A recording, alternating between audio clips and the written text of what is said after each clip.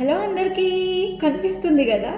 నా దగ్గరికి 10 మంది పేషెంట్స్ వస్తే 8 మంది నీరసంగా ఉంది మేడం, బాటిల్ ఎక్కించుకుంటాను లేదంటే గ్లూకోజ్ ఎక్కించుకుంటాను అని అడుగుతూ ఉంటారు. వద్దు అని చెప్పినా వినరు, ఇంక పట్టుబడతారు, ఇంక బాటిల్ ఎక్కియాల్సిందే అనమాట. అట్లా చేస్తారు.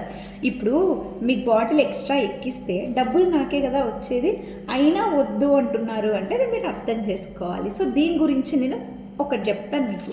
ఇది కనిపిస్తుంది కదా, దీన్ని ఫ్లూయిడ్ అంటాము అనమాట. జనరల్గా ఇది ఏంటి అంటే మనకు ఒక 10-12 రకాలు ఉంటుంది. కొన్ని ఏమో షుగర్ని పెంచడానికి ఎక్కిస్తాము, కొన్ని బీపీని తగ్గించడానికి, కొన్ని పొటాషియం, సోడియం ఇట్లాంటివన్నీ విటమిన్స్ ఉంటాయి కదా, ఇవిని పెంచడానికి అట్లా ఉంటాయన్నమాట రకరకాలు.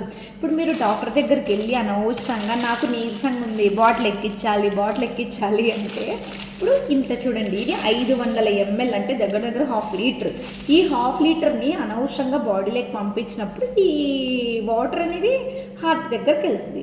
హార్టే కదా పంపు చేయాలి, దాన్ని పంపు చేయలేక వీక్ అయిపోతుంది. దాన్ని హార్ట్ ఫెయిల్యూర్ అంటాము. సో మీకు ఇది చూడడానికి చిన్నగా కనిపించవచ్చు, దీనివల్ల హార్ట్ ఫెయిల్యూర్స్ వచ్చే ఛాన్సెస్ ఉంటాయి. సో దయచేసి డాక్టర్ వద్దన్నా కూడా పట్టుబట్టి కూర్చోకండి.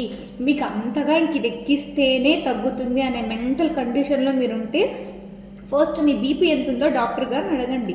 బీపీ నార్మల్ ఉంటే ఓకే, లేదు బీపీ చాలా తక్కువ ఉంది అంటే అప్పుడు మీరు డాక్టర్ని రిక్వెస్ట్ చేసుకొని డాక్టర్ గారు ఓకే అంటేనే ఎక్కించుకోండి.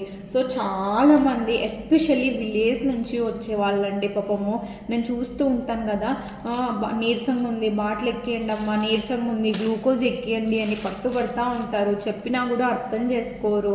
అండ్ ఈ బాటిల్ అనేది నీరసం కోసం ఎక్కించరమ్మా, బీపీ కోసము, షుగర్ కోసము, వీటి కోసం. ఈ విషయం చాలా మందికి తెలియదు. సో ప్లీజ్ పెద్దవాళ్ళందరికీ కూడా ఈ మెసేజ్ పంపియరా, ఖచ్చితంగా యూజ్ అవుతుంది. ఇది ఒక్క రిక్వెస్ట్ అండి. Bye bye.